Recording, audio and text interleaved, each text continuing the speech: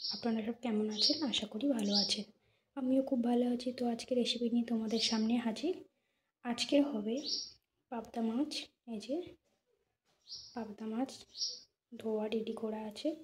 আর এই যে টমেটো, কাঁচা লঙ্কা কাটা রয়েছে, এমনি পেঁয়াজ কাটা রয়েছে। পেঁয়াজটা আলাদা করে একটু ভেজে নেবো, যেহেতু এই যে বড় বড় সাইজের আলু কাটা আছে, আলুটা সিদ্ধ দেবো, এর জন্য পেঁয়াজটা কাটা। এই যে ভাত বসাবো, তো দেখতে থাকো পাবদা মাছ কী করে রান্না করি। পেঁয়াজটা এবার ভেজে তুলে নেবো আলু মাখার জন্য।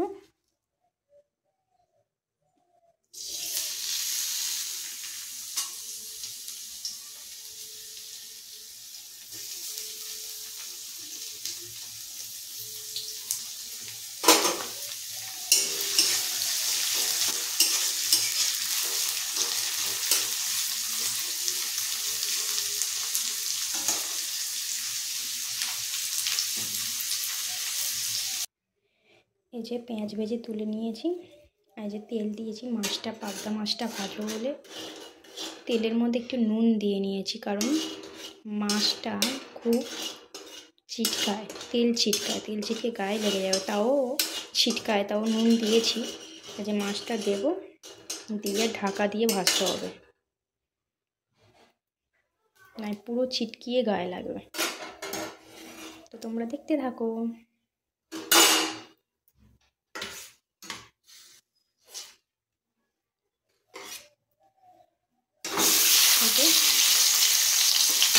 এবার ঢেকে দেবো যাতে না ছিটকায়। এই গ্যাসটা জোরে দিয়ে দেবো।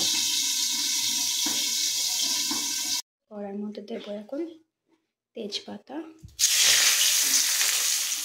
আর কালো জিরে। এই যে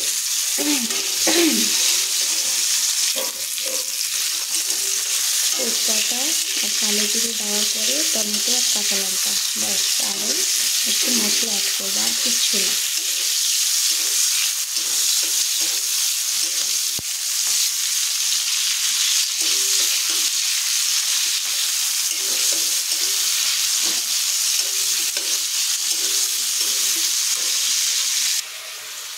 তো এই যে স্বাদ মতো একটু নুন দিয়ে নিয়েছি।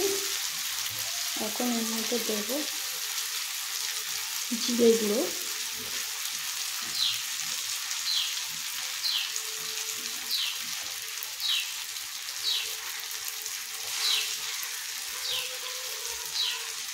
হলুদ গুঁড়ো,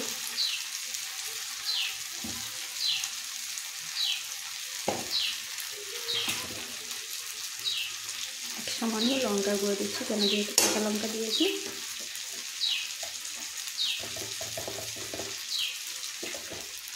অ্যাড করছি ধনিয়া গুঁড়ো, ব্যাস।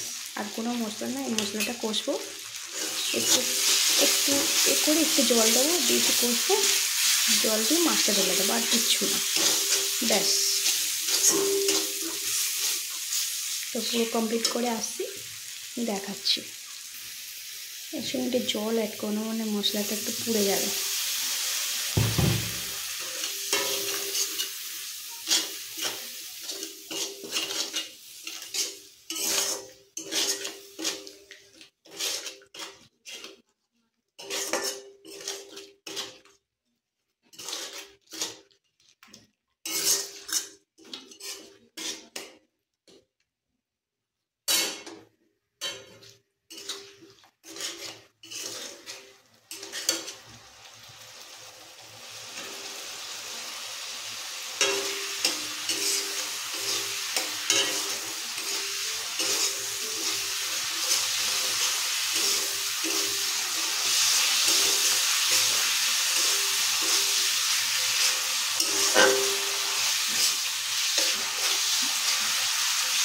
মশলাটা একটু ভালোভাবে কষা হয়ে গেল, এটা একটু নাড়তে থাকবো। নাড়তে একটু কালার চলে আসবে, তেল ছেড়ে দেবো, তারপরে জল দেবো, দিয়ে জলটা ফুটে গেলে মাছগুলো দিয়ে দেবো।